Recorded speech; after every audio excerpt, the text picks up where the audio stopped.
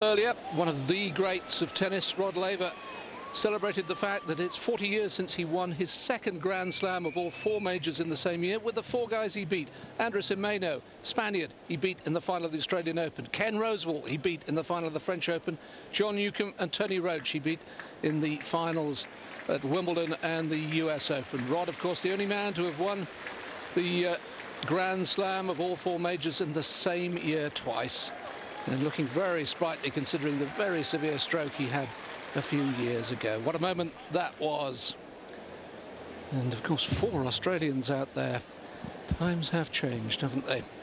No Australians in sight at the end of this tournament. I can tell you that one title already decided today, the mixed doubles title, that's gone to India. Sania Mirza and Mahesh Bhupathi beating Natalie Deshi and Andy Ram 6-3, 6-1. But let's concentrate now on the men's singles final. Let's show you how they got to today's showdown.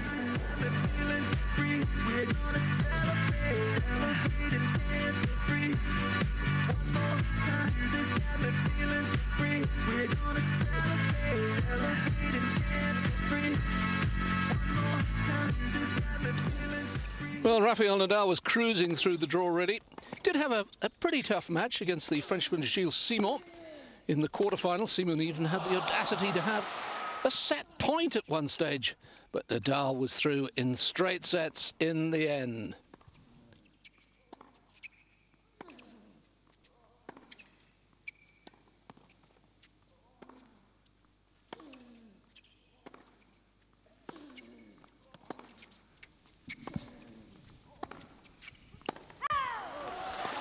And there it was.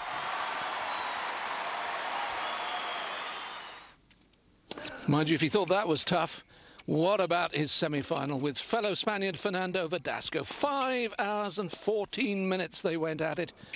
The longest match in the history of the Australian Open. It was a classic.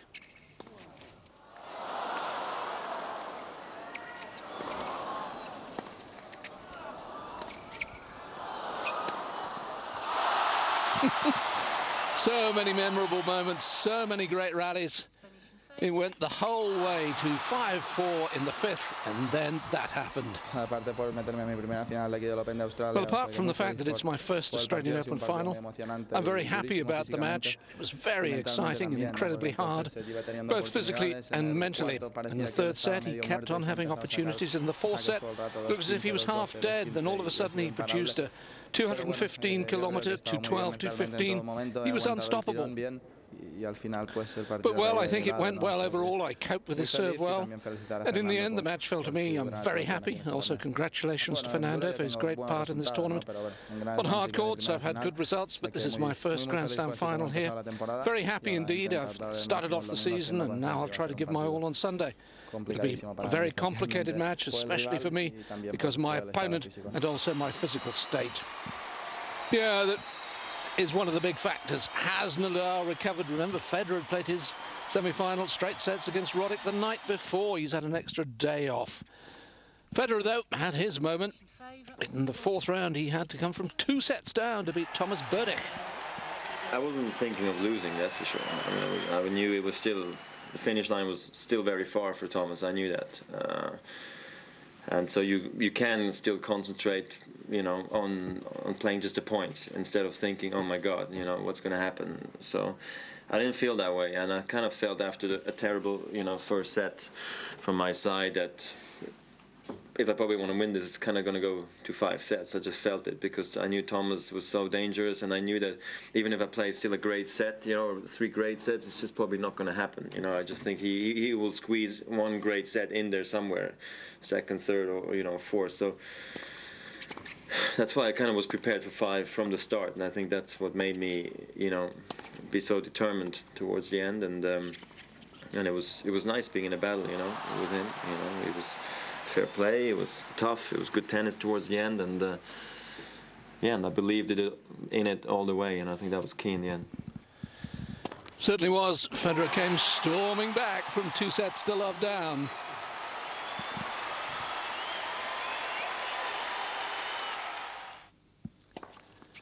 And then it was Roddick in the semis as I mentioned, Federer, who's got a great record against Roddick, was always in charge of this one. It wasn't easy, but he always had the upper hand.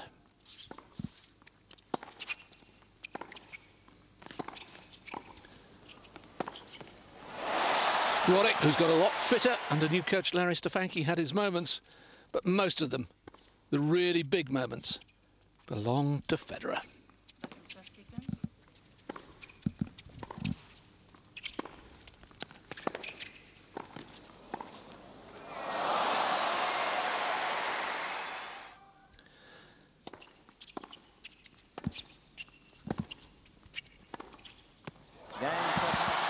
So Federer through in 3 straight sets.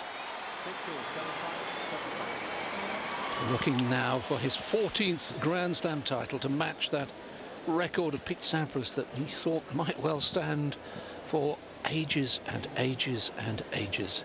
And yet just a few years later, here it is. Sampras not here. We understand he's going to be watching in television in the United States to see if his record will Ladies and gentlemen, matched. Please welcome 6-time ARIA Award winner. The crowd being entertained by some Australian stars. Craig Willis just introducing the latest act to take to the stage in the Rod Laver Arena, which of course features so many great concerts during the course of the year. But let's hear more about this match. Barbara Shedd has been talking with Pat Cash and Mats Wilander. Everybody has been waiting for that. It's the #1, Rafael Nadal against Roger Federer. And I have 2 guys with me, Pat Cash and Mats Wilander. And 21 years ago, they have, supposedly, I haven't been there, played an unbelievable finals here. You haven't watched the replay either? Not yet. I haven't watched it yet. But Pat, I have. It's not that impressive. Mats won. And what do you think about that finals coming up? Do you think it's going to be as exciting as yours it was then? Well, probably not for me or Mats, but you know, I think people are really expecting you know, the 2 best players in the world, and both phenomenal athletes. I think that the big question really is, you know, how can Rafa recover from that semi-final? I think he has the game to beat Federer. You know, Federer doesn't like the way he plays. Nadal's top spin, and that will keep him back. So it'll be very interesting to see the tactics, whether Nadal is willing to stay back or he has to go for some shots because he's a little bit tired today. What do you think, Mats? What does Federer have to do to be able to beat him? Well, I think it, like Pat is saying, it depends on Nadal, I think, a little bit. If Nadal plays as far behind the baseline as he did in his semi-final against Fernando Verdasco, I think Federer is going to win pretty easily, actually. But be interesting to see how Federer plays in the beginning, if he is willing to take a few more chances. And because it's a hard court, it's an even bounce, you can read the bounce better, and it'll make it easier for him to take his backhand earlier, Federer. Pat, you were regarded as one of the fittest players on the tour when you were playing, and you're fit now, of course, as well. How do you think Rafael Nadal will step out on the court after semi-finals like that? Like the longest match ever here. Yeah, it's got to take its toll. You know, it's going to be difficult for him. I just can't believe that he can recover that well. But look, if anybody can recover, it's Nadal. You know, and he really is a superhuman athlete. You know, it's incredible his physical strength and his endurance, his speed. So, yeah, it's a lot of questions to be asked. Will Federer just be happy to run him around from side to side and play at the back of the court and say, listen, I'm going to get you? Or is he going to take some risks, come into the net, and he might be passed? Well, I think early on will be a great test, because if Rafa's feet are a little bit heavy, a little bit tired, and he has to hit some tough passing shots against Federer, you know, we'll see what happens. I think he'll find that tough. So I'd like to see Federer get in the net, mix it up, serve and volley, chip charge, do all those sort of things, make Nadal really have to move his feet quickly and get into the right position, and that's the toughest thing to do when you're tired. And I think we could actually witness some history here as well. If Federer wins, then he would equal, I think, the Grand Slam titles of Pete Sampras. Do you think it's possible? Well, of course it's possible, yeah, but I think it's Nadal also has a chance to win a major on every surface. He's won on clay and grass, and he can win on hard courts. I think if Nadal wins we will not see Roger Federer win the French Open against Nadal this year for sure. So I think it's a huge match for Federer. I think the pressure is on Federer. He's lost 2 big finals last year in the French and at Wimbledon, and he can't lose again to Nadal. I mean, it's going to look strange if he will be considered the greatest player in the world and he has a serious losing record to Nadal, even in Grand Slam finals. So you have to give me one name. Why? Both of you? I picked Federer from the start, and I'm picking Federer. Pat? I same thing, Matt. You got good taste. I picked Serena and Federer. Yeah, I picked Serena and Federer. So I got to stick with that. And I think only because of that semi-final with Verdasco, Nadal's going to be too tired. I'm going to pick Roger Federer as well. It's going to be a great match. Enjoy it out there. So all the experts are going for Roger Federer. That probably means he's got no chance at all, doesn't it? Though we're all looking forward to what should be a fantastic match. And Mats Wilander has been speaking to both men. I can tell you the crowd have just been entertained by Gabriella Silmi singing a couple of hit songs. So everybody in party mood. Still a lot of seats to be filled, particularly from the corporate hospitality areas. They'll be coming along shortly, I'm sure. All right, now let's hear from the 2 finalists with Mats Wilander. First, he spoke to Roger Federer. Roger, you've had 2 days off. What have you done for 2 days? Not a whole lot, you know. I just been sleeping in. I could stay actually in the same routine, you know, because I played night session against Andy and against Del Potro, and then also I played a night session the final, so I could actually stay in the same schedule, going to bed around 2-3 in the morning, so waking up at 1 p.m. you know. So I've been always just making sure I slept plenty, get enough stretching, massage, so in case I get a really tough, you know, finals, that I'll have enough energy and. No, just take it easy. Also, I came to practice, you know, for 45 minutes to an hour yesterday with a lefty, and then the same thing again today. So I can really get used to actually. I think that's the biggest bonus for me is actually getting used to a left-hander for 2 days instead of just maybe one time 45 minutes. So I just had a bit more time to prepare mentally, and who knows? I hope it's going to pay out. Did you watch the semifinals between Nadal and Verdasco? I did see it, yeah. I mean, I thought it was a wonderful match, you know. I mean, I didn't see everything because I was actually practicing during the same time in the beginning, and then I went for dinner as well. But then when I came back, I saw the end, and great shot making, you know, great rallies and fair play till the end. I thought it was very nice to watch, and pity it ended on a double fault, I guess. That's the only thing I can say. And obviously Rafael Nadal is 22 years old. He's going to recover, right? No problem. I think so, yes. I mean, he's had an easy tournament so far. He hasn't wasted any energy so far until the semi-finals. Now, of course, it's the worst moment to play a 5-setter if you think about it. But at the same time, Rafa is one of the fittest guys out there. He's got a day off. It's not like he has to come back the next day and play. And he's only got 1 match left till the tournament is over. So I think you can just block it out. It's more of a mental thing for him now than more of a physical, I think. And that's why I think it's going to be played at a very high level also again tomorrow. And what would be a slight difference between clay, grass, and now playing Nadal on hard courts? Well, we haven't played that often on hard courts, you know, funny enough. We've played on indoors, you know, in, where was it, in Shanghai a couple of times. He beat me in Dubai. I beat him in Miami. He beat me in Miami the very first time we played. I was a bit sick there. But, you know, we haven't played that often against each other, actually. Most of them have been always on grass and on clay, and those are the matches everybody actually remembers. So I'm actually very excited to play Rafa in a slam on a hard court, you know. And I think it's going to be a very open match because I think he's improved so much as a player, you know, also on this type of surface, that it's going to be an interesting match to see how it's going to be played tactically in the beginning because we haven't played each other so often on hard court. Well, I think everyone is so excited because it's potentially an historic match. You can tie Pete Sampras' record of 14 Grand Slam wins. Are you thinking about that, or is it difficult to put that out of your mind? Because it is just another tennis match against Nadal, and you have to be focused. Yeah, I mean, I think it's pretty easy just because it's not the first time I'm facing, you know, records and histories, you know, like right there. The most difficult one for me ever in my career, still today, and will probably be unmatched, was when I was chasing the 5th Wimbledon. Just because for me, you know, to tie Bjorn's record, it's not something I wanted to do, you know, because of Bjorn, but I thought that the record was so special in tennis. You know, always when I look back and I see Bjorn Borg, he's the guy who won 5 Wimbledons in a row.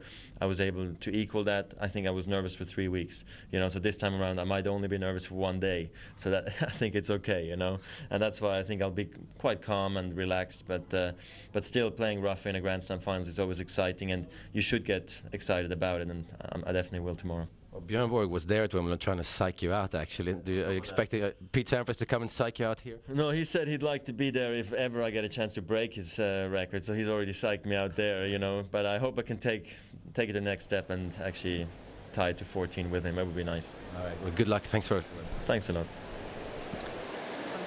Yes, it certainly will be, particularly for those fans, the Swiss fans. Ladies and gentlemen, could you please be up to the outstanding for the national anthem? You can hear the Australian Open, just about to hear the Australian national anthem, but what we're going to do is to hear from Rafael Nadal. Marry me. I think he's already spoken for long-term girlfriend back home in Mallorca, but I don't think that's what Mats Wilander is going to speak to Rafael and Nadal about, but we can hear from Rafa right now. Rafa, congratulations on your first Australian Open final. Thanks, yeah, for sure. It's important for me to start the season well like this, and very happy for being this final. And the body after the semi-finals, physically you feel okay? Not perfect, sure. The body is tired, but anyway, very happy for play the final, and I expect to be a little bit better tomorrow. I am trying my best to recover the body, but you know how tough is play one match, 5 hours, 14 minutes, and have to play in 1 day and a half, so it's gonna be tough.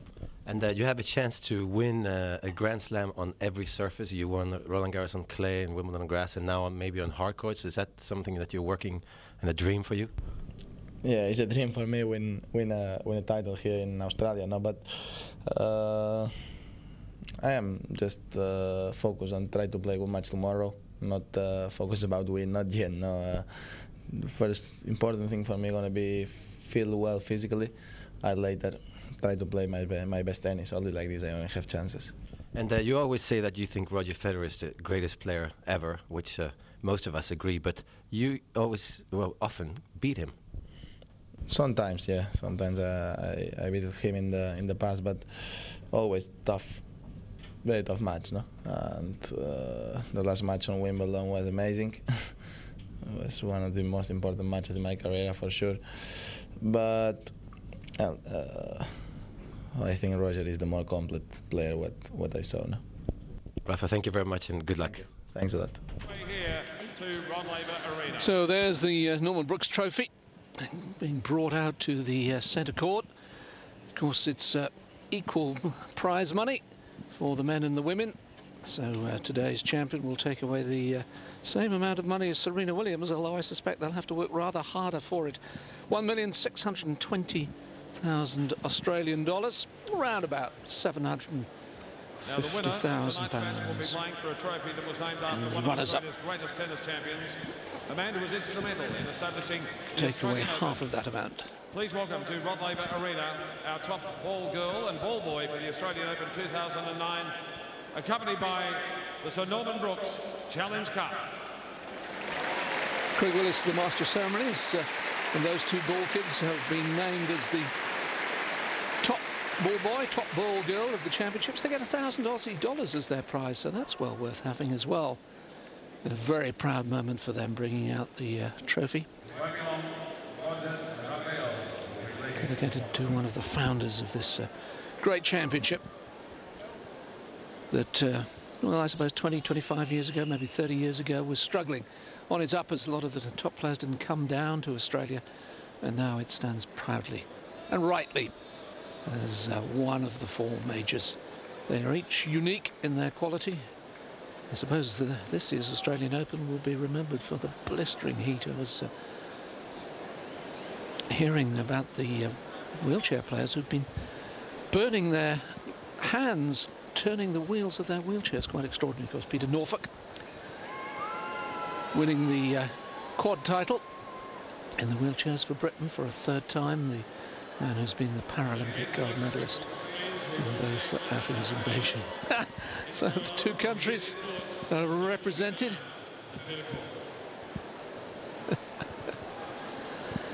The Aussies are great with their banners, aren't they? Oh, I like the necklace as well. And looks like her boyfriend or husband doesn't seem to mind too much that he's got a rival for his lady's affections. It's best of 5 sets, of course. Tie breaks in the first 4. Vamos! That's, I'm sure if Rafa wins a few great points. Of course, all these pictures going up on the giant screen, and everybody enjoying the fact. 15,000 people in the Rod Laver Arena. We're just waiting for the players to emerge. Have a quick word with Channel 7, the host broadcasters in Australia. Here they come. Roger will be first as the number 2 seed. Seems so unusual to think of him as the world's number 2 now, doesn't it? Evening, Roger. There must be plenty of motivation for you going into tonight's final. Well, absolutely. I think it's the first time I'm playing number 1 in the world in the finals, you know, for a Grand Slam. So that's a new thing for me. And obviously we got the, you know, history books right there in front of me, and I'm just excited playing my biggest rival. So I'm really excited. I hope we're going to do well and get off a good start. Have a great match. And we bring in Rafa, who's into his first Australian Open final. Rafa, Grand Slam final. Mentally, we know you're strong. How do you feel physically? Well, always it's tough after one match like 2 days ago, but you know, it is the final of Grand Slam, and for sure I will try my best. It's always very exciting play against Roger. Final like this, it's the 7th, so gonna be I hope play well and try my best. Good luck out there. Todd Woodbridge, of course, great Australian doubles player, and also a very useful singles player. Todd, semi-finalist at Wimbledon. With the interviews, a little bomb revealing them, many of the players, but then these two guys are so mature. Such great athletes, such great sportsmen in every sense of the word. Believe in fair play. I mean, their behaviour week in, week out, year in, year out, just exemplary, and it's just a pleasure to see these two men walking out to contest a Grand Slam final. They haven't played since that epic Wimbledon final last year. Rafael Nadal, of course, with a big head-to-head advantage. He's won the last 4 matches. They played 4 times last year, and Nadal won them all, and overall it's 12-6 in favour of Nadal.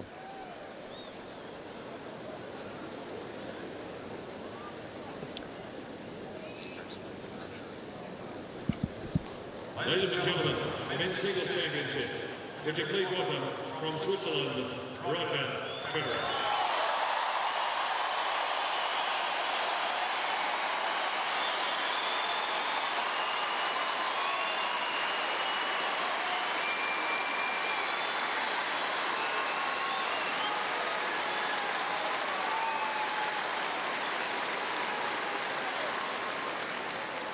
And his opponent from Spain, Rafael Nadal.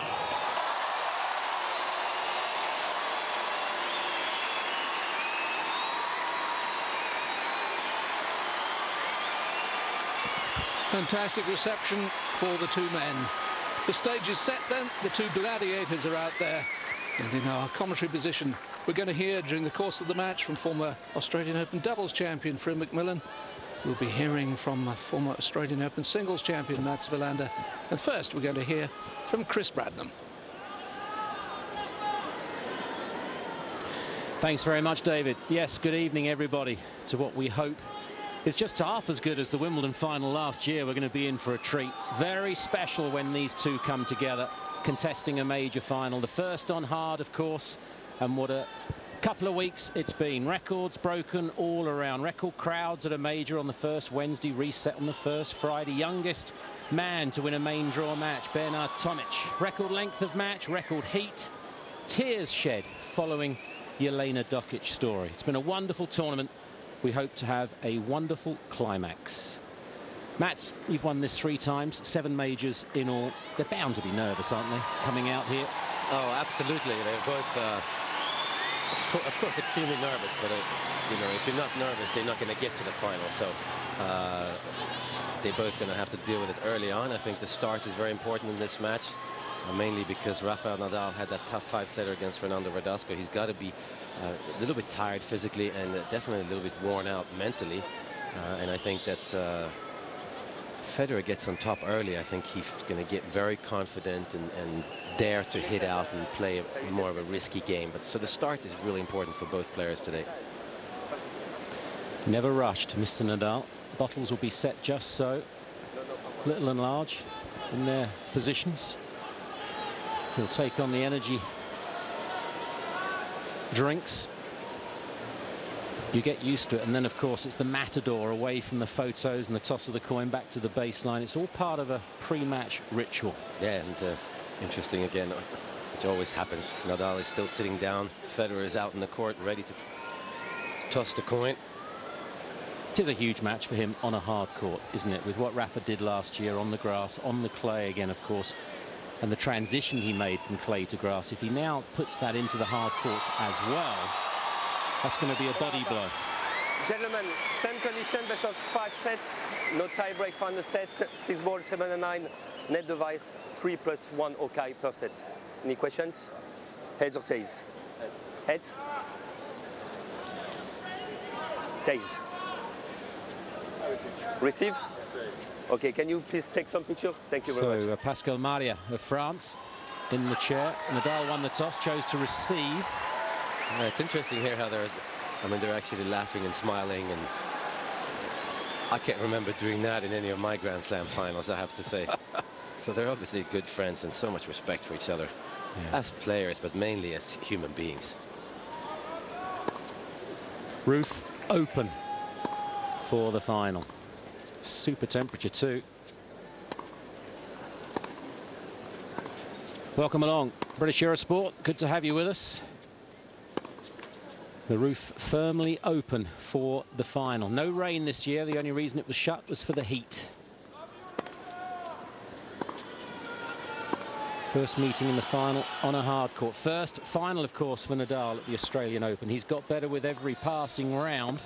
Federer will hope he'll stick to that so that he can win the match today. 66 matches won last year. US Open, his sole major. Shabby year, he said, wasn't it? Just winning a major and semis here, finalist at the French and Wimbledon.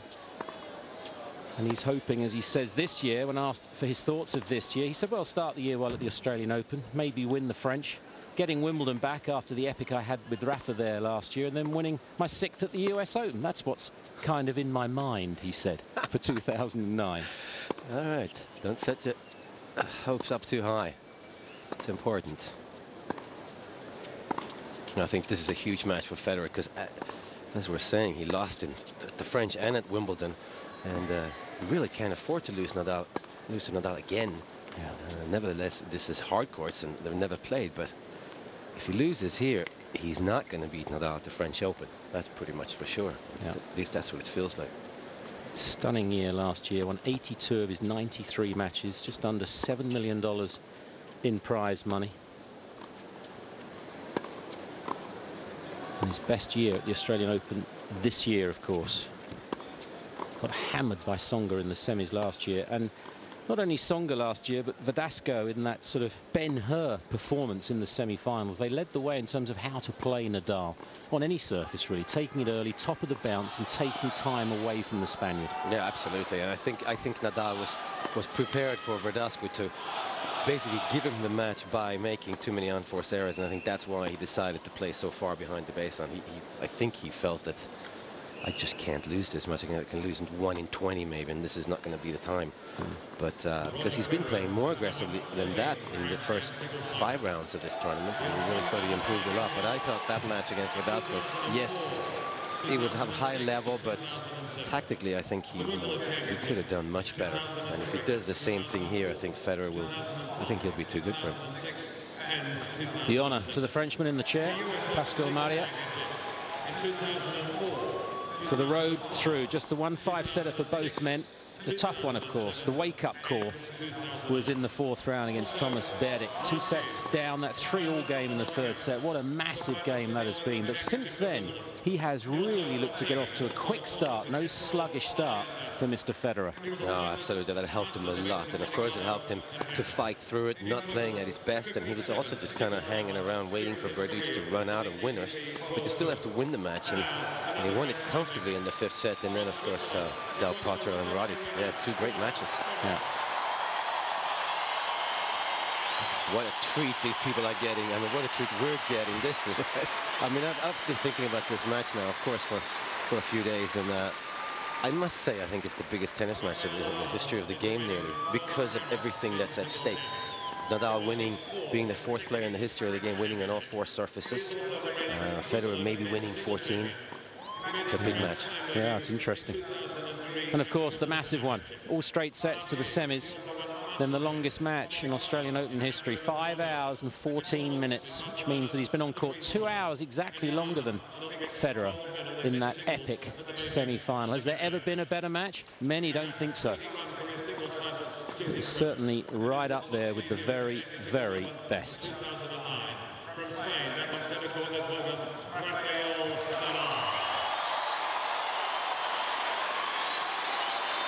Hugely popular, both these men.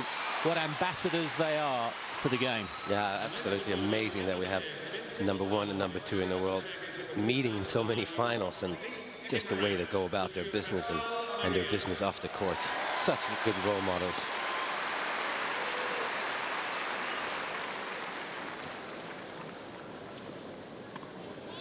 Super presentation to Rod Laver. At the start of the match, of course, it's 40 years since he won the 2nd of his Grand Slams, the only man in the history of the game to have won it twice. 4 beaten men back in '69 on court with him. Andres Gimeno beaten here. He'll be inducted into the Tennis Hall of Fame later on this year. All the other 4 guys are already there, the Aussies. Frew McMillan advised me earlier. And Rod Laver, when he won here in '69, got $5,000. Subtle difference this evening, couple of million Aussie dollars to play for. But money to these guys, it's not the issue. Getting to 14 for Federer is a pretty big issue. Nadal stopping him getting to 14, maybe an even bigger issue. Yeah, absolutely. And it's interesting, Rod Laver, he had said, I read an article that he thought if anyone had a chance to win the Grand Slam, it was actually Rafael Nadal and not Roger Federer. So he obviously thinks that Federer on clay against Nadal is never going to happen. And this match will obviously signify that emergence from Nadal about the Grand Slam if he can win on a hard court. 1 minute.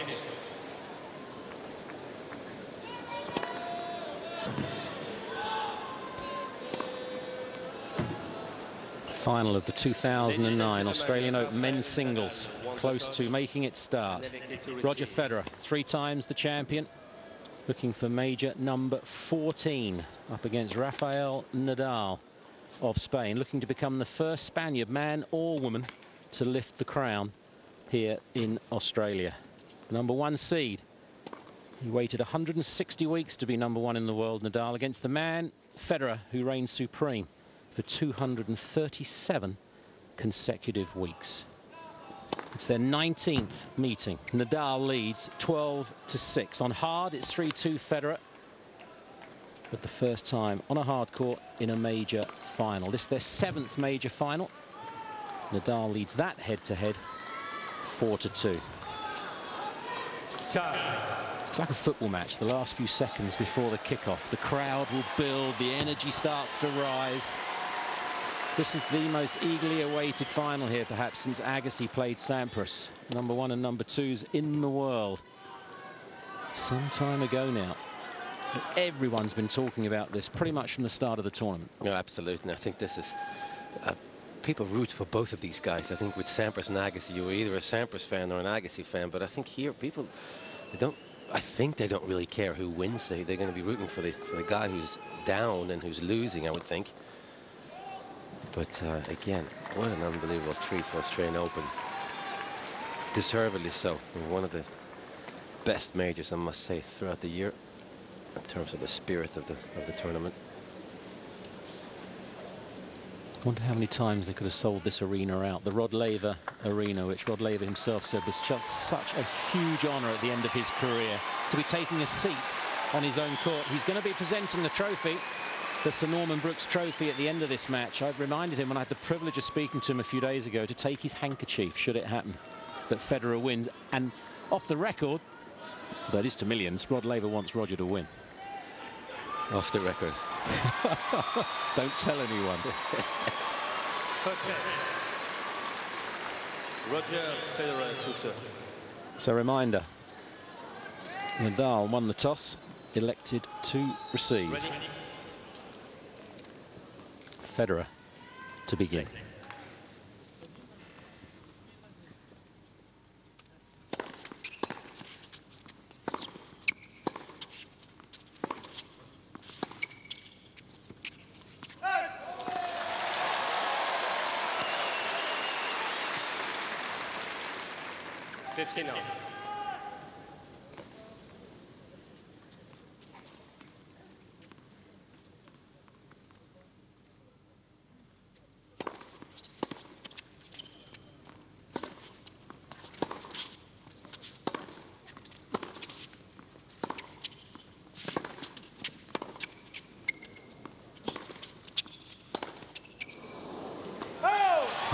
He was on the baseline, Federer, until he had to hit a half volley.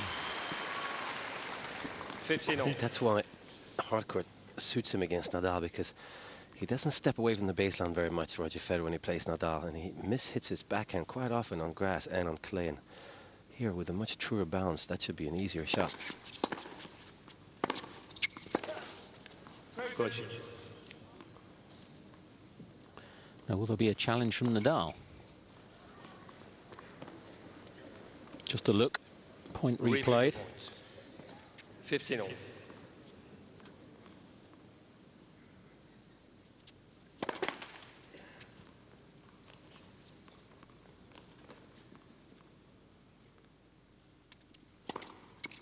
Oops. That's very unusual. It's his first double fault 15-30. since the 5th set against Berdych in the 4th round. 15th of the tournament.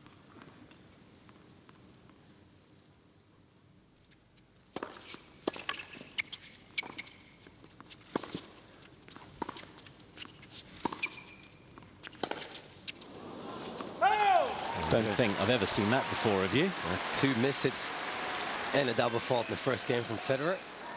Not a good start. Serve, it wasn't a volley, and then back off and retreat. Break point straight away.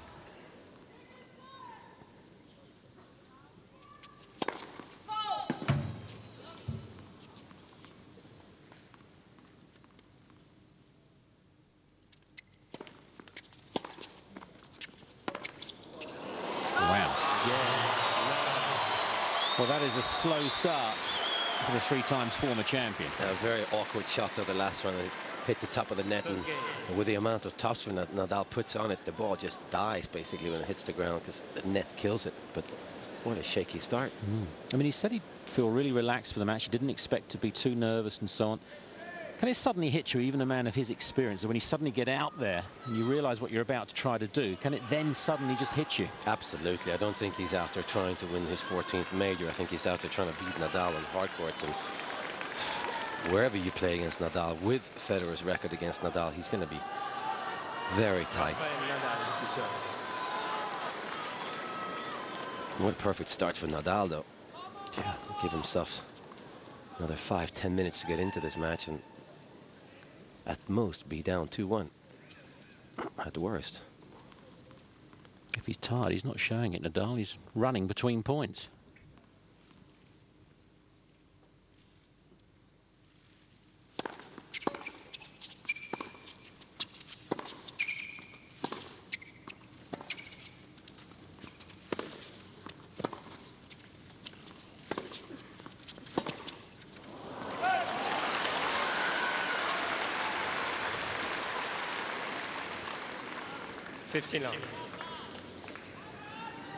It's the first time since Wimbledon that they've played.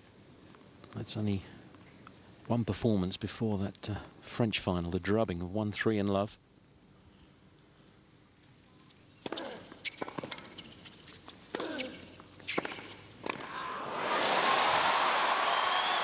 He needs something here to settle. Yeah, absolutely. It's always a very difficult adjustment for any player when they play against Nadal. He's left-handed, but he also puts such an enormous amount of topspin on the ball. So to turn the rotation of the ball the opposite direction by putting your own topspin on it, you need to put more topspin on it to bring it down. Federer's having problems here. He has practiced with a left-handed Australian player for 2 days, but there's no Nadal.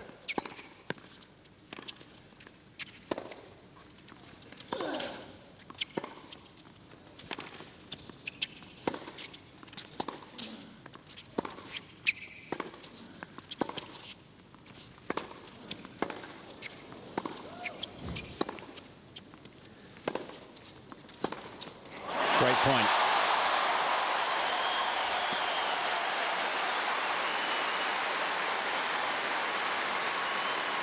Yeah, the nerves are gone, I think. 15-30. Rafa a little bit slow to getting back to the middle after that forehand down the line.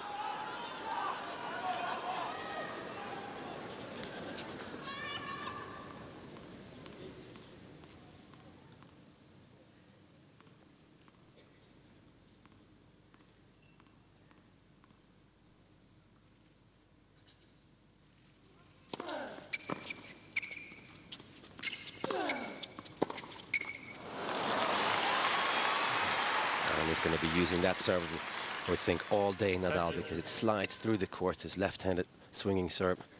Federer really needs to step up and anticipate that serve. He can't be late every time. And that time he was late.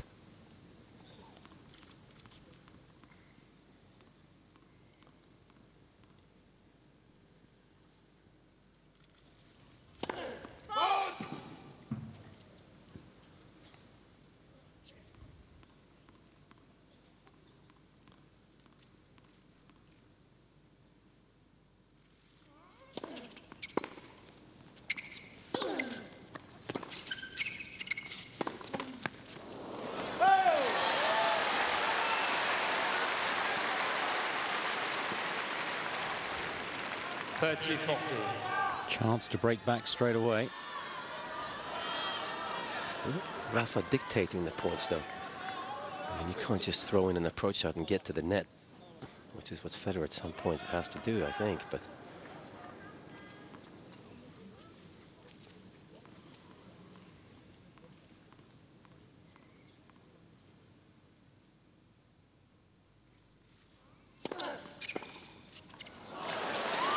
well, on a clay court in the last couple of French Open finals, I don't think Nadal has ever served down the tee on the left side to Federer.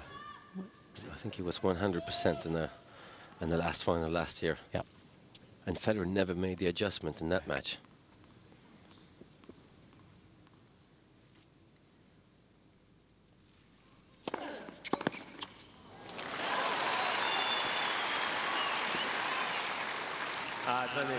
Nadal. And until he does make the adjustment, Nadal isn't going to change a phenomenally successful tactic. Absolutely not. No reason to.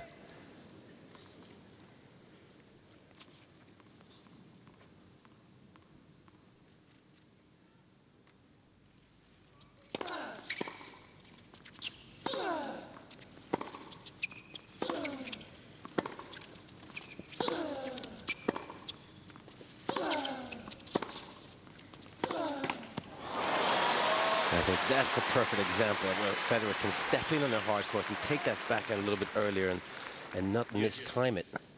That's a risky shot, but Federer is so good at that shot when the bounce is true. And that's the only chance he has to rush Nadal in the middle of a rally from his backhand side, Federer.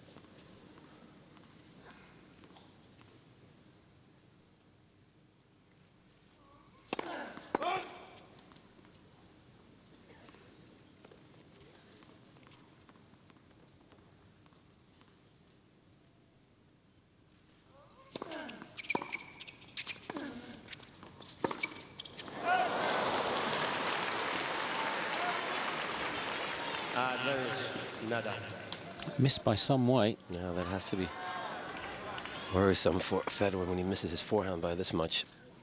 It's a good return.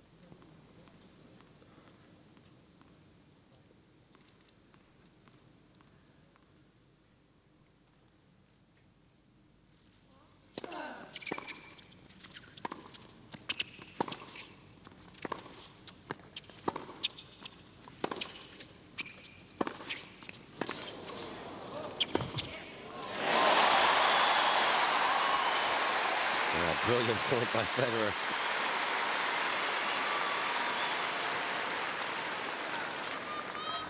Great defending skills, of course, again by Nadal, but a much better forehand that time. It's important that he keeps hitting it, though, Federer. Even if it's a little tight, at some point his arm will relax. And maybe that helped.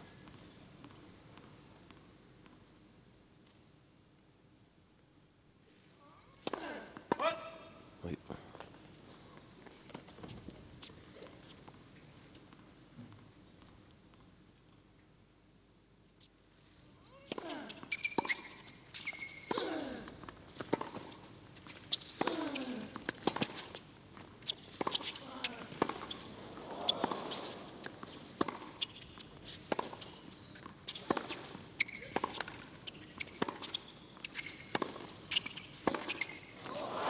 Well played. Again, getting Nadal on his back foot. Yeah, stepped in a couple of times on the backhand side there. Federer, beautiful points. Advantage, Federer. You've got to back it up as well, haven't you? Early, early, early. Absolutely. You can't let Nadal get back into the point because he's going to dictate sooner or later the longer the point goes. Second break point of the game.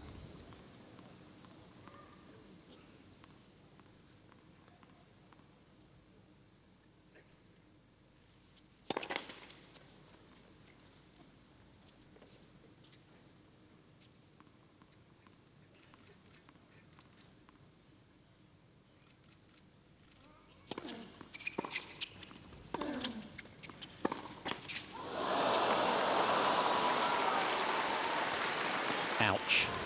Good. Well, the only good thing about that point is that it was short. You're not giving Rafa any rhythm.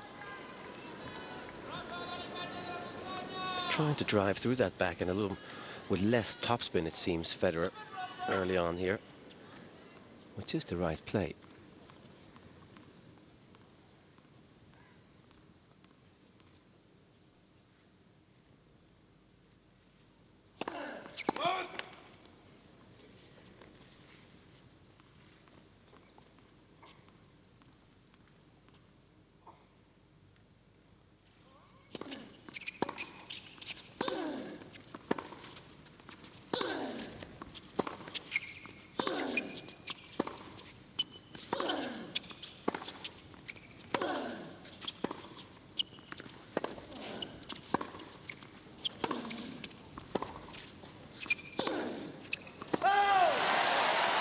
Interesting. Gives so much extra lift to his shots to Federer's backhand, doesn't he? Yeah, absolutely. I mean, I think he hits the same forehand in all of his matches, but Federer's just having great timing on the backhand at the moment. Can he keep that up? Looks risky, but he has to play a risky match to beat Nadal, Federer.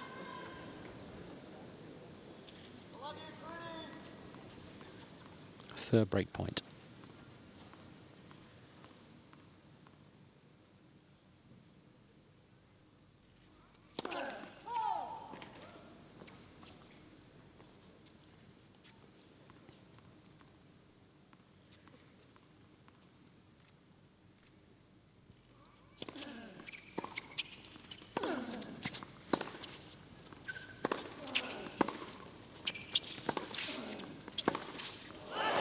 Brilliant. Through the eye of a needle, that forehand, and he breaks back. It's an important game for Federer to get on the board here, but even more important game for Nadal. It would have been nice for him to get a 2-love lead with some breathing room. And Federer definitely has found his timing here. Again, another ball on the rise very early.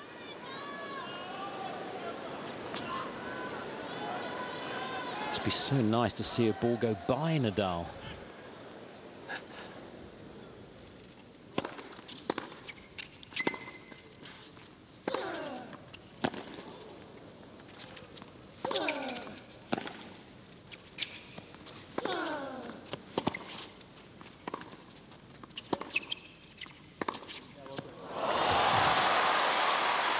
Just suddenly explodes through that backhand Nadal. Same swing. You couldn't tell that he was going to go that hard. Both players really using the whole court.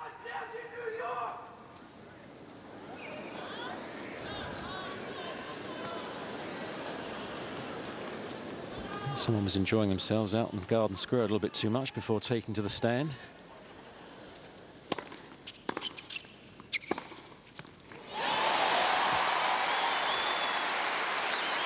In the Wimbledon final, took a while to get going in terms of quality. This is starting to become very good very early. Yeah, the first game was a bit shaky, but just winners coming now. No unforced errors.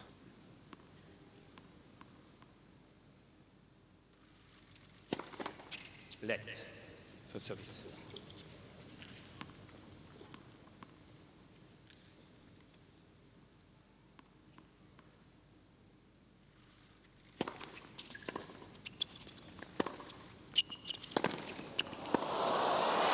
Backhand set it up, very early ball.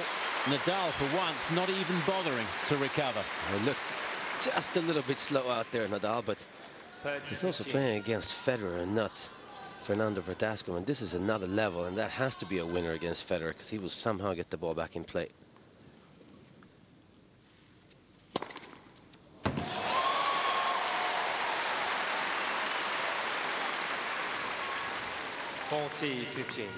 His first ace, his 75th of the tournament. This really is the place for Federer to do to Nadal what Nadal did to Federer at the French Open last year.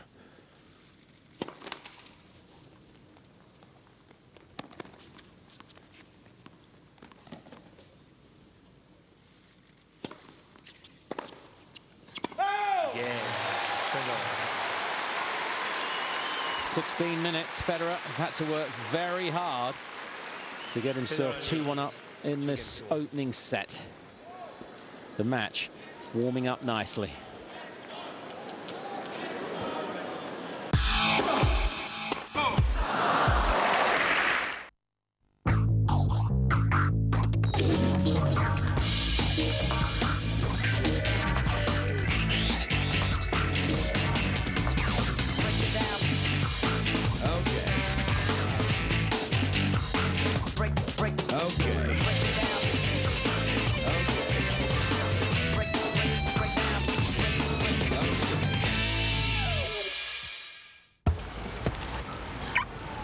Crossover Seoul.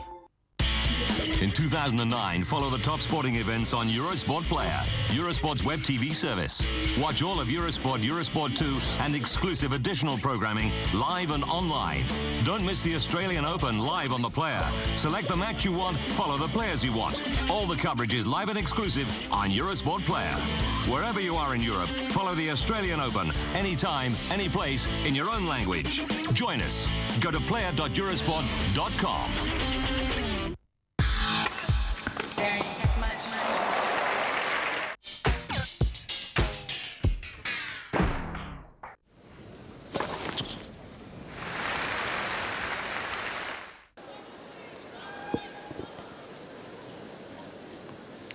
Nadal 1-2 first set.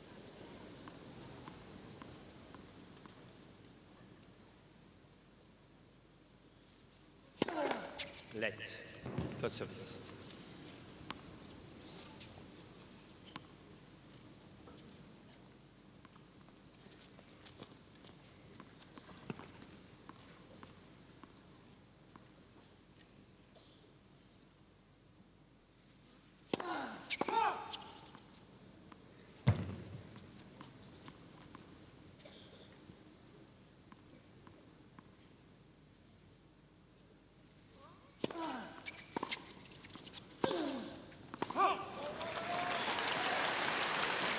Fingers are taped. Love 15. Warm conditions at the start of play. Nothing like the heat we've had this week, but A bit more humid actually today. yeah, 30 odd % humidity, I think.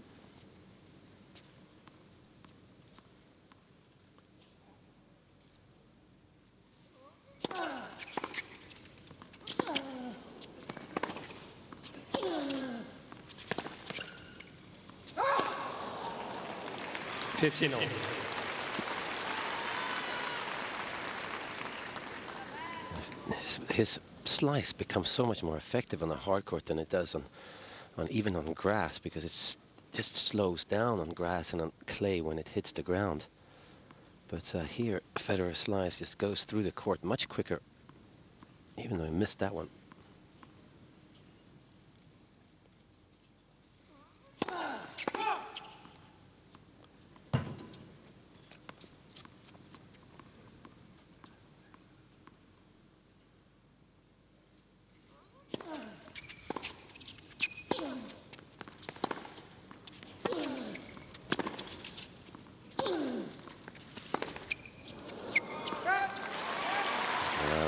Good adjustment here from Nadal, stepping up into the court a little bit more. 30-15.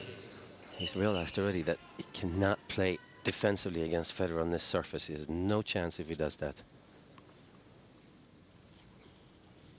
Regular bandage below the knees, tendonitis in the pair of them, but because of the layoff from injury last year, fresh as he's ever been in Australia. And there's been a lot of talk. 40-15.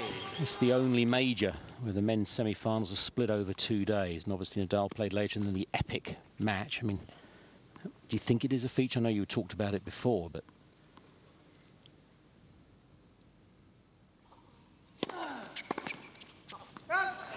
over 5 hours to make your first final here. That's a long match. That is a very long match for sure, and I think that's because of that, yes, Federer would have a bit of an advantage. But if Nadal plays a normal match, let's say 3 hours on Friday, I really think that Nadal has the advantage, because you don't want 2 days off. That's 1 day too many. The first day off, you go through your routine, you do the same thing that you've done throughout the whole tournament. But then the second day off, I mean, I used to go and play golf on the second day because there was no, if you ever got 2 days off. But yeah, 5 hours and 15 minutes. And the way the match was, he ran so much against Verdasco. So mentally, he has to be a little worn out, I think.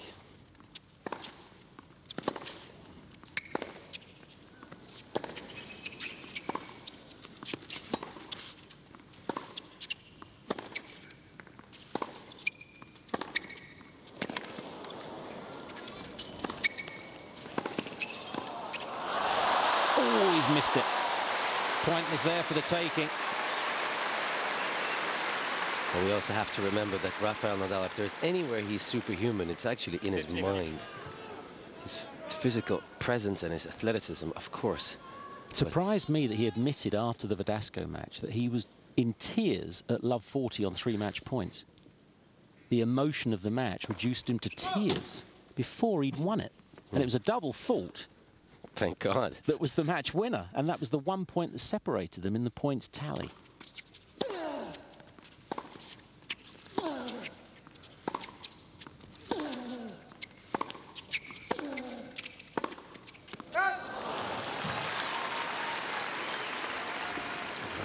The shot selection is going to be so important for Federer in this match.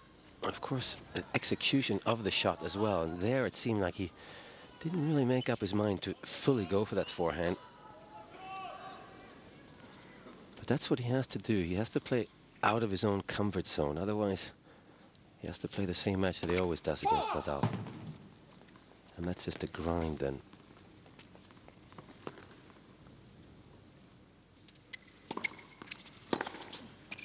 Oh.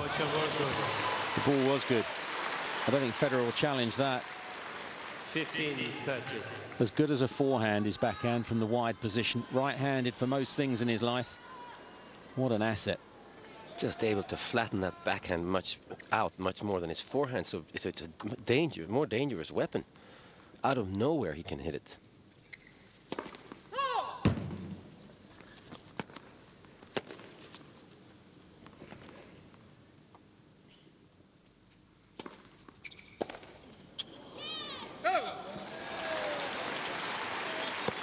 see Nadal having problems again with the spin, and against Verdasco he had a lot of problems with the spin, and I think that what happens on this court is sometimes the court takes the topspin in the serve and it bounces sort of the wrong direction, and sometimes it takes the slice spin and it comes the other way. Say on clay, for example, it always takes the topspin in the second serve, but not on hard courts.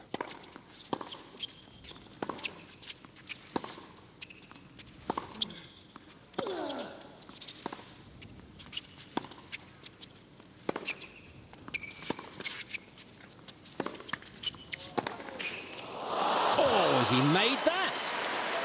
I think he has. He's made it, and Federer's challenging it, I think almost in disbelief that it was in. Unbelievable shot. His record against Hawkeye in the tournament has been dreadful. He's got it right, though. It's long. And that shot was extremely hard, but that's not a good call by the line umpire that time.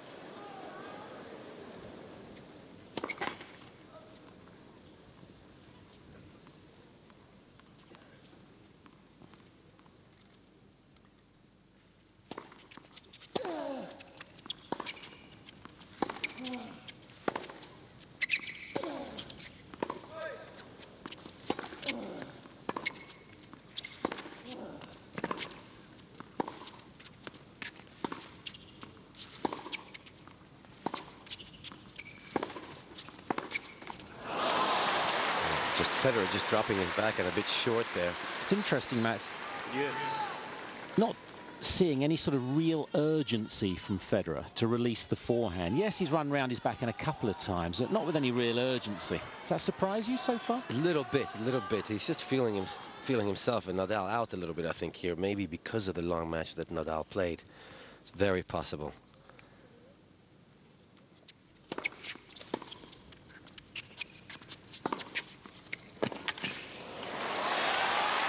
Because when he releases the forehand into out, well, that's what he started doing, and he did that at the Wimbledon final a little bit more than we've seen before, trying to drive through the court with a forehand. This one, and that needs to be working for him for sure. But I think he's just not really sure how to play Nadal in this particular match because of what happened in the semifinals. Second ace. 3-2 first set.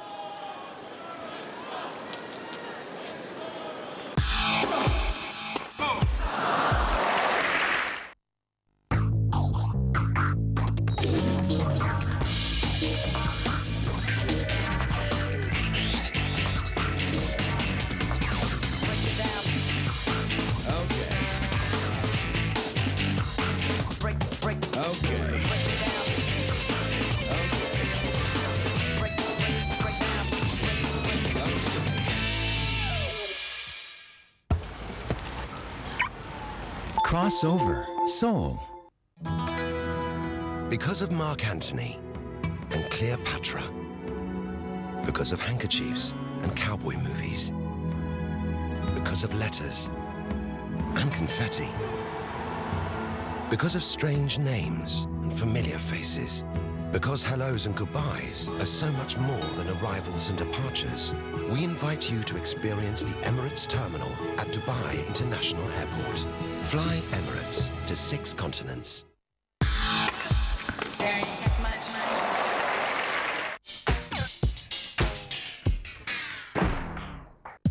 The Australian Open, brought to you by Kia, the power to surprise.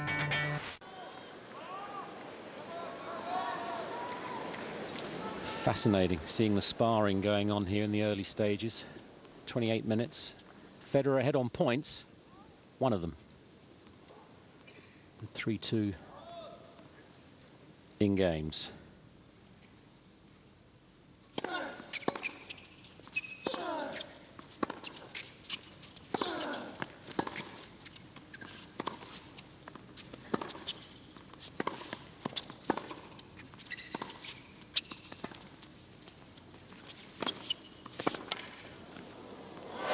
Made it somehow.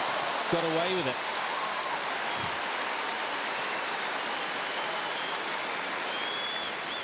Interesting play there by Federer, bringing Nadal into the net with this horrible drop shot, which leads me to believe it wasn't meant to be a drop shot, just bring Nadal in, but got a bit lucky here, Federer, but of course, great hands.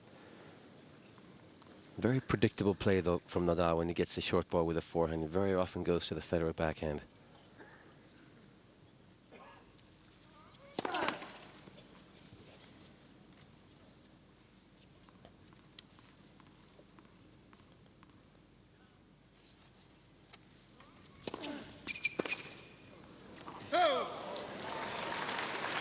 Just mistimed that a little bit, Federer.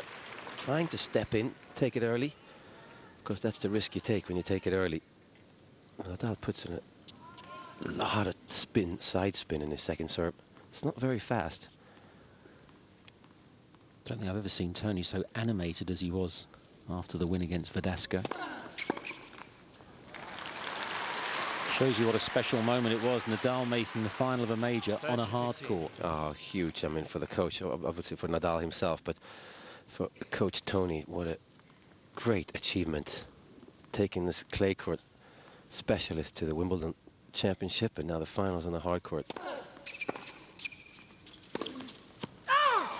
Ooh, that's close. Challenged. Challenging the call on the right far side. Ball was called out.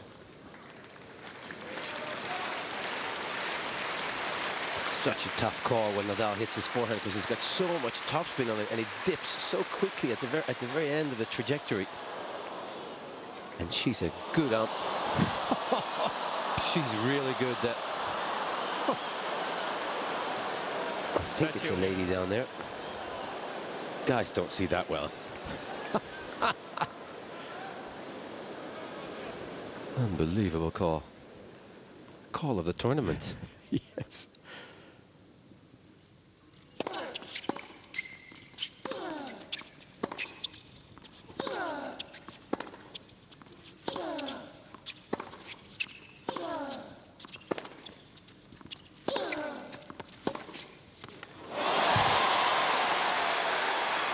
Chose the perfect time to flatten it out. Nice.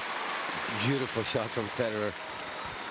Taking that ball early, much earlier on this hard court than he usually does. It has to be that good for it to not come back.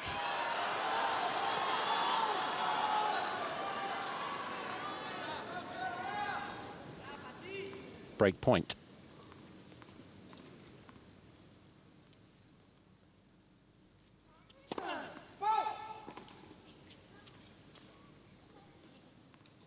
Crucial for Nadal to get that first serve in though when he's not trying to do more than he does or is doing today. There it is. Comes alive with the urgency. What a forehand. 2 winners in a row, 3 games in a row. A 4-2 lead. He's so quick around that forehand, Federer. Much quicker than most guys, and he's able to hit it when he's in the air and flatten it out from. That's a high bouncing second serve. What a confident move that was. Had to be a winner. Nadal hadn't moved, did he? No, that one was never coming back. In or out. 15 love. And serve and volley. After that serve, he didn't have to volley, but sending signals here, Federer to Nadal. He's practiced this serve relentlessly throughout the tournament.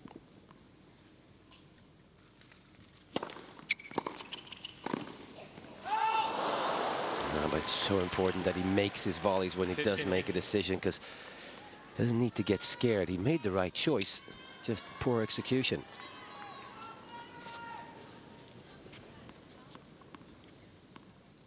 I love it when Federer serves and volleys, though.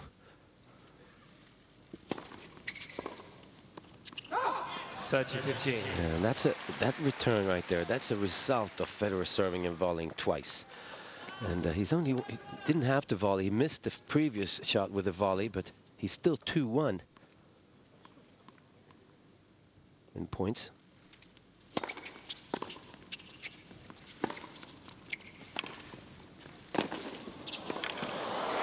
Oh! Wow. Well, I guess that's the danger coming into the net against Nadal, because the point is never over. And this is a great approach shot. And a really good backhand volley, stabbed through the court. Nadal has the longest left arm in the game, I would say. Let for service. Crucial for Nadal to break back straight away too.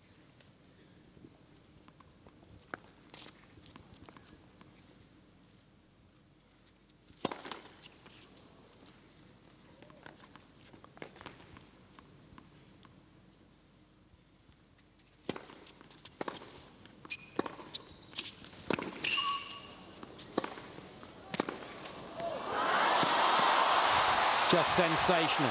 Federer had a chance to come in after the cross-court backhand, but after that, it was all Nadal.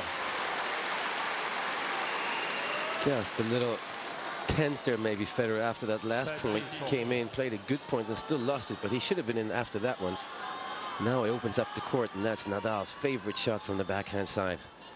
Because he's right-handed, he's so strong out there with both hands.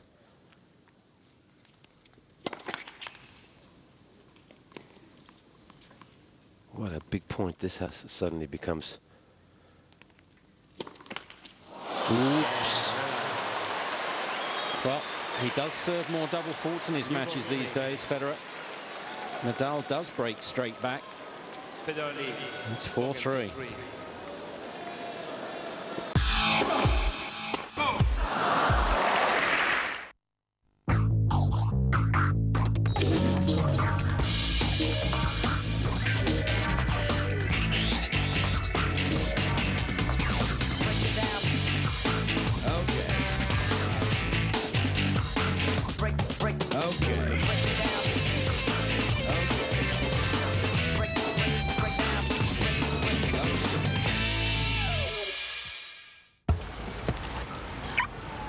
Crossover Soul.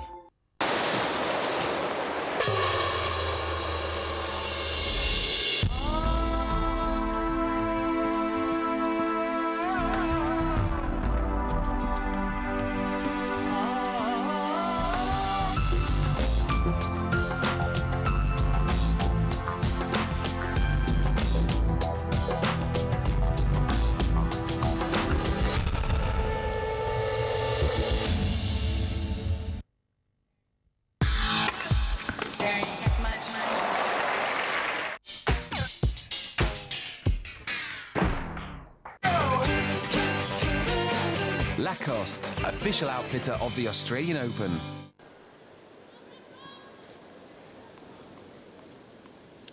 So a couple of breaks apiece. It's new balls for Nadal. 3-4 first set.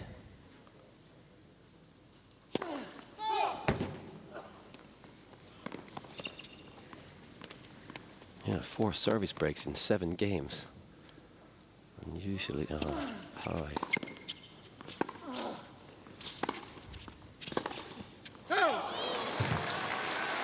Good to see, though, that Federer keeps coming in here.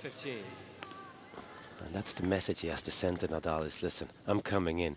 You're going to have to pass me all night. If you do, I might change my tactics. If you don't,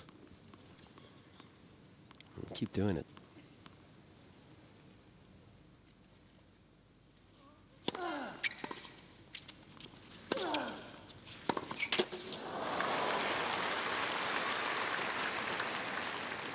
Nadal is asking the same question to Federer. Very predictable approach shot from Nadal to Federer backhand, but have to execute those passing shots.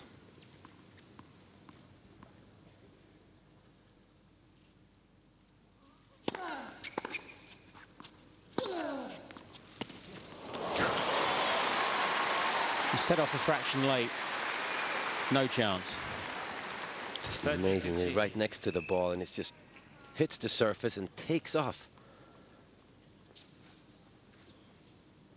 No chance.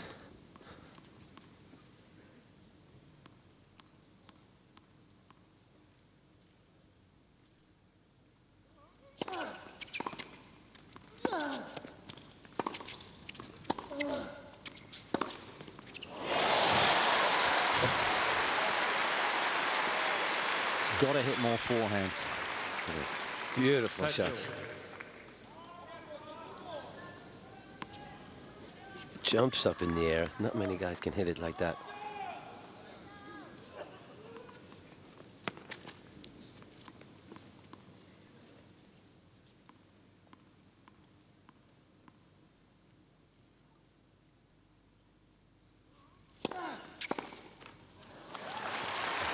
Good solid serve from Nadal. I always found that playing in these big matches, and especially Grand Slam finals when there's no matches tomorrow, this is it. I always found that making the right choice tactically was never a problem. It was more executing the shot when you had a passing shot and there was no tactics involved. You got a target. It was much more difficult to hit clean winners. Yeah, strike the ball cleanly in a big match. Yeah. But there is no tomorrow now, so tactically you're just looking at Nadal or Federer. You can just sense the self-doubt in Federer, though, can't you? I mean, the 4 losses last year, but particularly at the French, it was a hammering. I mean, he almost stopped trying in the end, Federer. And then the titanic battle, the loss at Wimbledon, backing up the French Open. Being down 2 sets to love. Federer got lucky that time.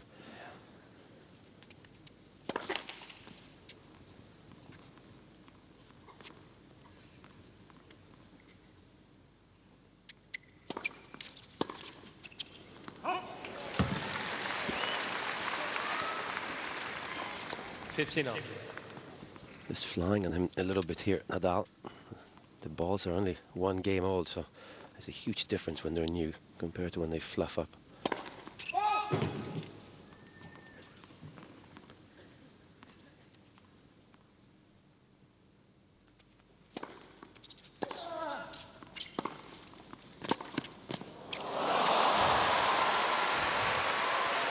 And you're hitting the forehand, though, from outside your own tram lines. As we saw on that return when he got the break, it's got to be a winner. Yeah, absolutely. And it's so important that he anticipates Federer, because he went a little bit too late there. And once the ball hits the court, Nadal's forehand just bounces so high.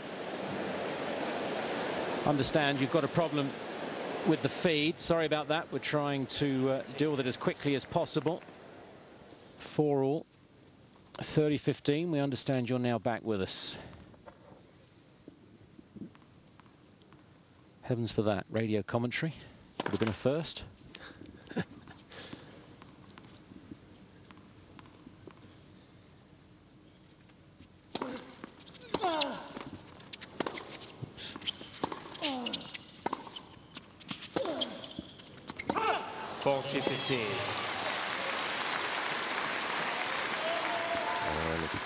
Not happy with himself here, Nadal.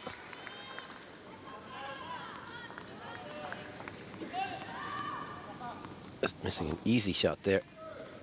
He knew it just after he hit it too.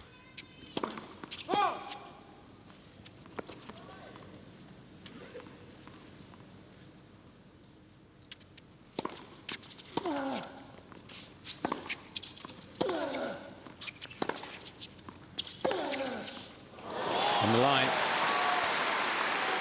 Stepped in there a little bit, Nadal. Cut the angle. 40-30. Which gives him a better angle as well. Percentage on first serve is becoming an issue for Federer. About 50%. It's won 10 of the 15 points behind it, but only 5 of 14 behind his second. Yeah. You can see the difference when it goes in. Gets him to 5 first. So a bit of scoreboard pressure for the Spaniard.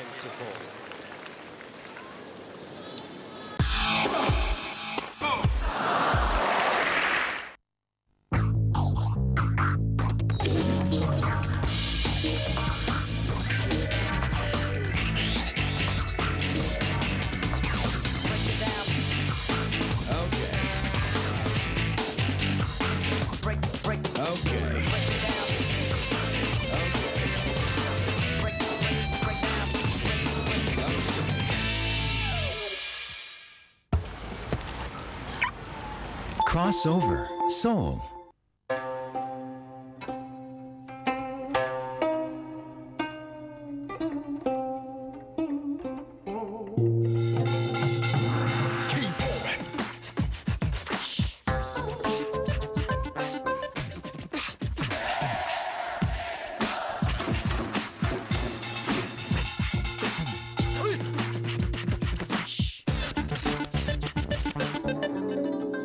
sparkling.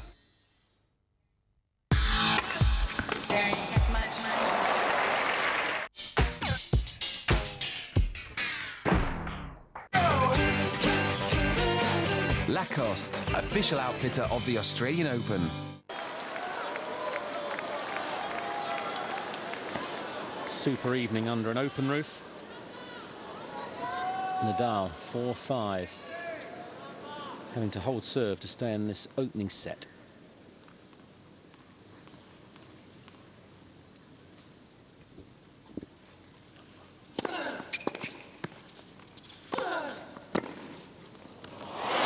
Some of his own medicine that time. Great stretch from Federer. Beautiful shot. And again, very predictable, Nadal, when he comes into the net against Federer. He nearly always goes to the Federer backhand. And rightfully so, of course, but that time it was the wrong decision. He left the court open, Nadal.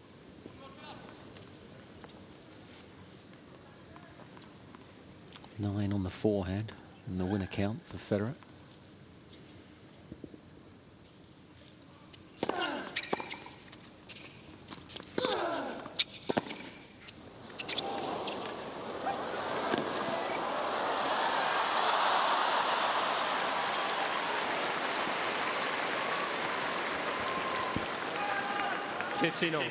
He was there with time to spare and options. Absolutely, yeah. It's a good body serve from Nadal there, Federer having to just defend. And he hits that little drop shot. Could he have possibly hit that one down the line? Cover the next one. That was a risky shot. Low percentage.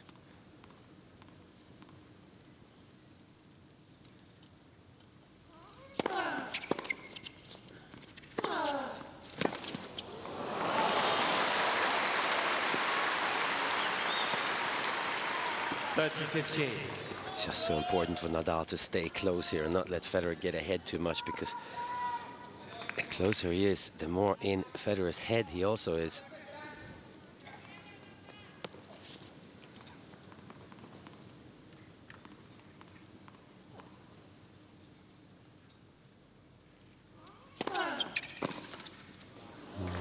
Such an effective serve, and as his game develops, he's getting more width from that out wide serve now. Absolutely, it's a much better serve.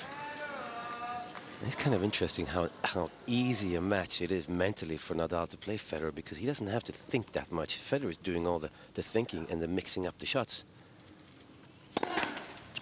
Nadal is just reacting to what Federer does. Usually for Federer it's the other way around, where he just reacts to what everybody else does, but not in this match.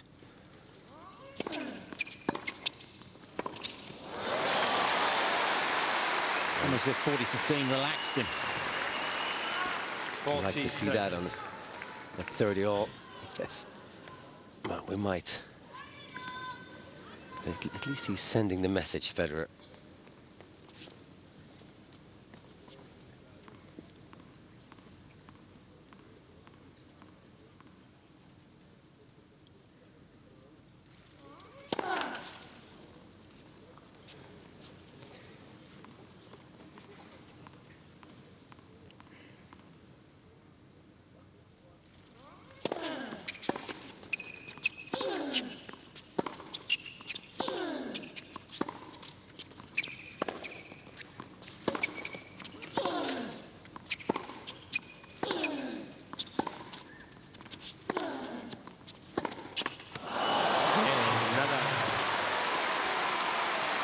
Flattening many of his forehands out, many with lots and lots of topspin, Federer. Yeah, I think it's just a little bit tight here, and most probably a little bit more nervous than Nadal, because he knows how big this first set is for him, of course, but also for Nadal. Yeah, it's almost for Federer it's belief, and for Nadal the physicality, the importance of this opening set.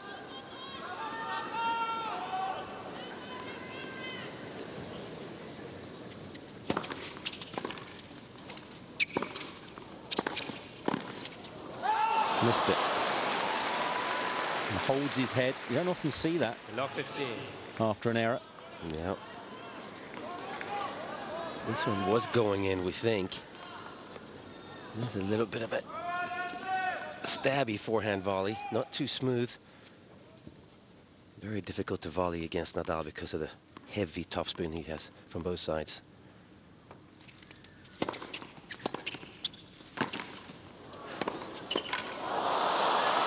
Well, somehow he got out of that point with a bit of magic.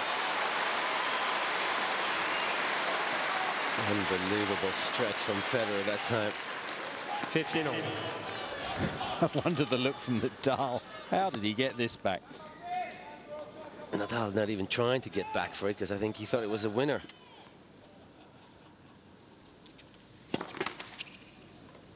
But love 15 it was, and he served and volleyed Federer. That is huge.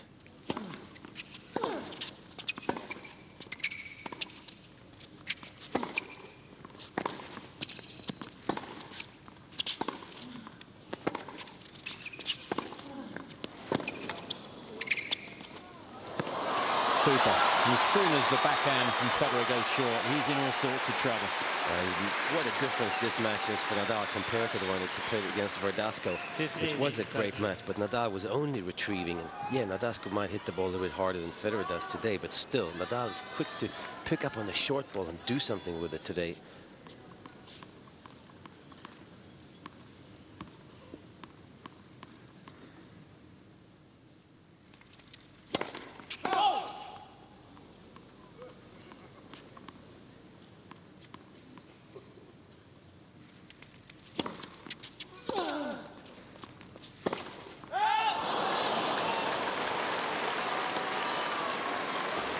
Had to go for the winner that time because he was so far out of the court again.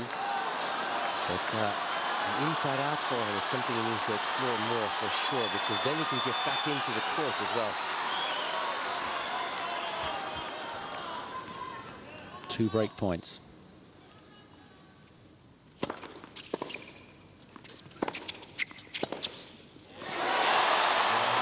Nadal only needs the one. Breaks for the 3rd time in the set.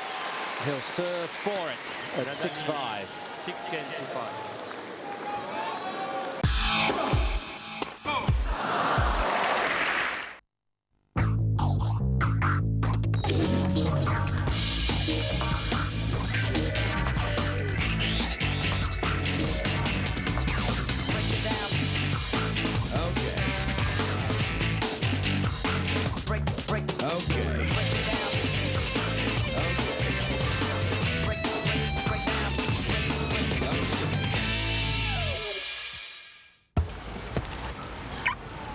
Crossover Seoul. In 2009, follow the top sporting events on Eurosport Player, Eurosport's web TV service. Watch all of Eurosport, Eurosport 2, and exclusive additional programming live and online. Don't miss the Australian Open live on the Player. Select the match you want, follow the players you want. All the coverage is live and exclusive on Eurosport Player.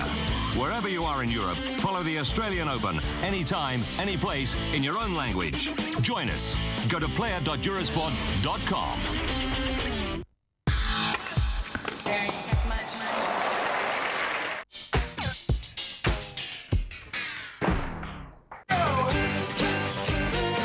Lacoste, official outfitter of the Australian Open.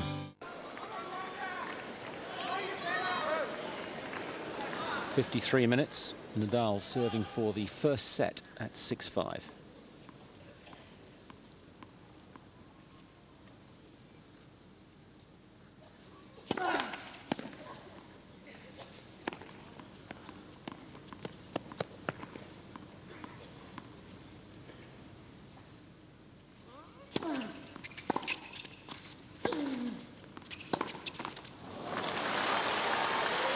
Just hit me one more time. He keeps doing it, but what a huge match this is for both players. I mean, Nadal never in his wildest dreams think he had a chance to win a major on hard courts. I think he thought Wimbledon first. And Federer, in his wildest dreams, would never have thought that he could get to 14 Grand Slams. So much at stake.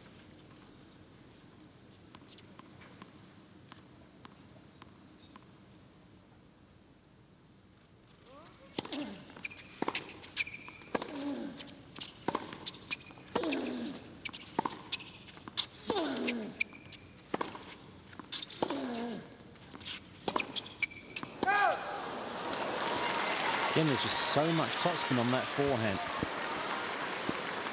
Yeah, that's definitely a sign of not being willing to let it fly a little bit, because when you obviously when you flatten it out, it's a bit risky. You have to rely on gravity to bring it back in the court. He doesn't like to do that, Federer, usually, but against Nadal, really needs to, again, take more chances.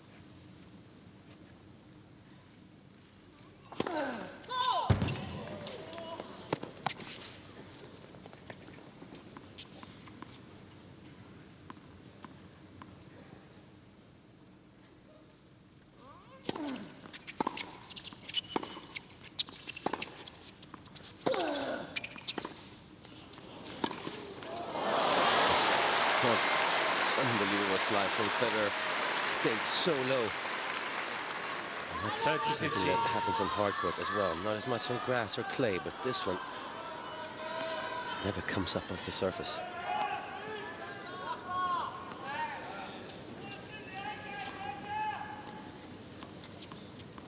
It's a test for those knees.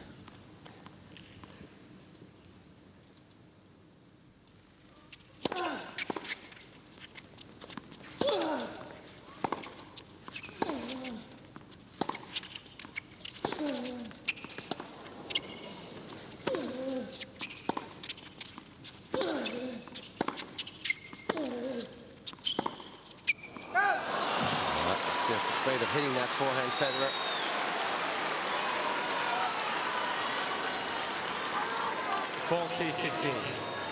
Two-set points now. Very unexpected that Nadal was going to win this first set. If he does, especially after that poor start from Federer, but then he came back so well.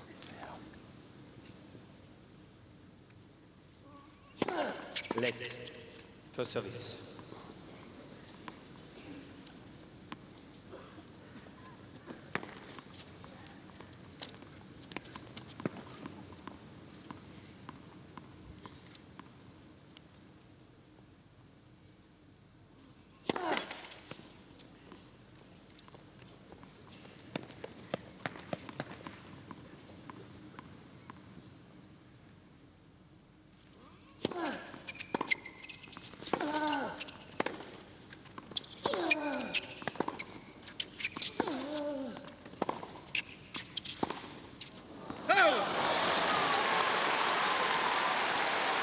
First time we've heard Nadal's efforts.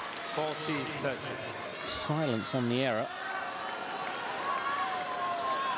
And a look of shock. I've missed one. I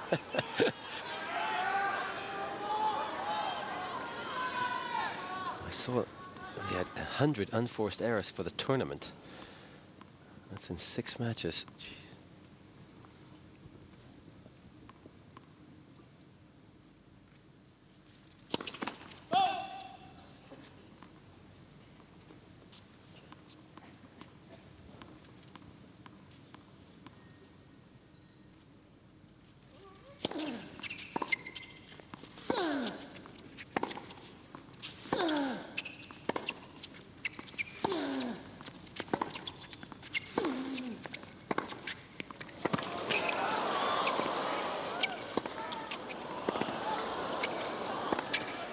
Nadal at his best. The way he retrieved that flatter forehand from Federer and then finishing the set, that was superb. High quality set, though. Really good tennis.